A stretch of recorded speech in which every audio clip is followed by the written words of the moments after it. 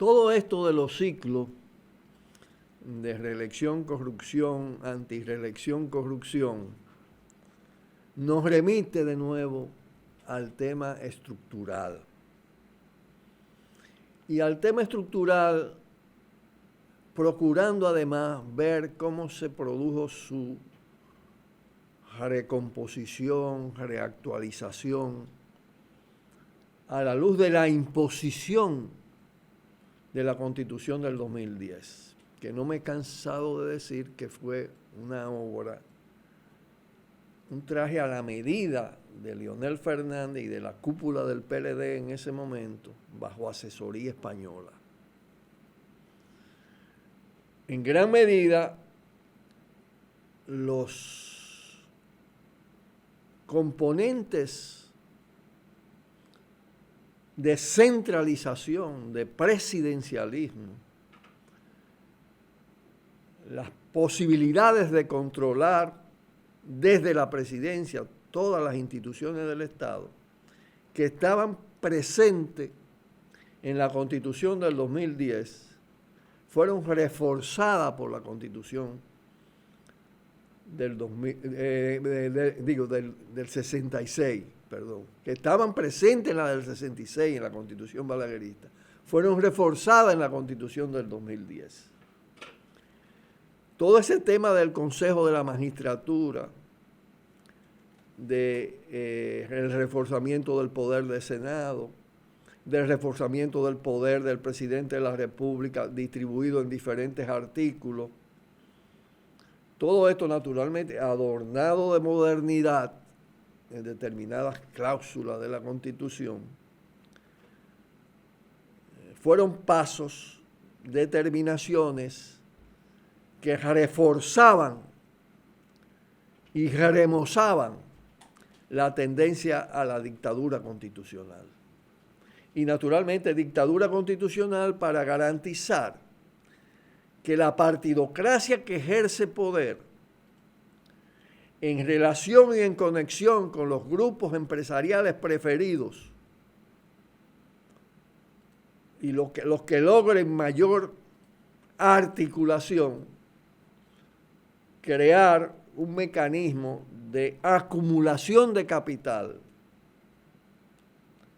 propio de la clase política que ejerce el gobierno, es decir, proceso de enriquecimiento vía corrupción en todas sus modalidades, de tráfico de influencia, todo esto, ¿no?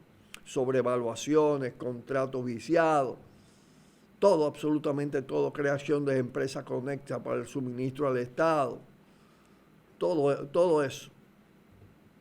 Y al mismo tiempo aumentar la acumulación de capital privado en los sectores privilegiados del gran empresariado y en los de menos escrúpulos. Todo eso además acompañado de un proceso de enriquecimiento de las cúpulas militares. Y ese es el sistema que tenemos montado, cruzado y dominado por un capital transnacional que viene también de un proceso de gangsterización del capitalismo a escala mundial. Capitalismo parasitario, cada vez más proclive a la acumulación vía fórmulas delictivas de diferente tipo, el narcotráfico jugando un papel importante, todos los contrabandos habidos y por haber, con ese componente además de sobreexplotación parasitaria, la usura en gran escala. Y tenemos aquí un modelito de ese tipo. Es en consecuencia un problema estructural de poder que para abrir las compuertas y producir el cambio se requiere una quiebra de esa institucionalidad.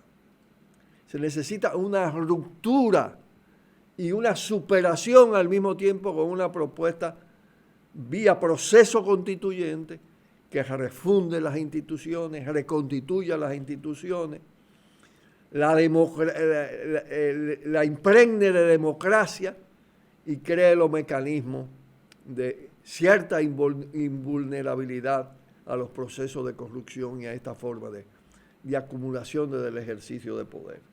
Ese es el desafío que tenemos por delante. Y toda esta impronta del pueblo dominicano contra la corrupción y la impunidad solo puede ser felizmente llevada a cabo si se produce un proceso de esa naturaleza. De ahí la necesidad de crear fuerza alternativa, poder alternativo, y hay una oportunidad de hacerlo desde el poder de convocatoria de Marcha Verde, convirtiéndola de más en más en un movimiento realmente transformador, alternativo de esta realidad dominante, de este sistema instituido, establecido con esta característica. Bueno, nos tenemos que despedir por el día de hoy. Se inicia esta nueva semana con nuevas cosas y estaremos mañana aquí en Tiro al Blanco con la determinación de siempre, de que aquí podemos analizar y al mismo tiempo denunciar lo que otros y otras no se atreven a hacer. Un fuerte abrazo y hasta mañana. Buenas tardes. Por el multimedio Tiro al Blanco, bajo la coordinación y participación de Narciso Isa Conde. La verdad sin dobleces, para hacer realidad los ideales del Coronel Camaño y el inmenso Che Guevara.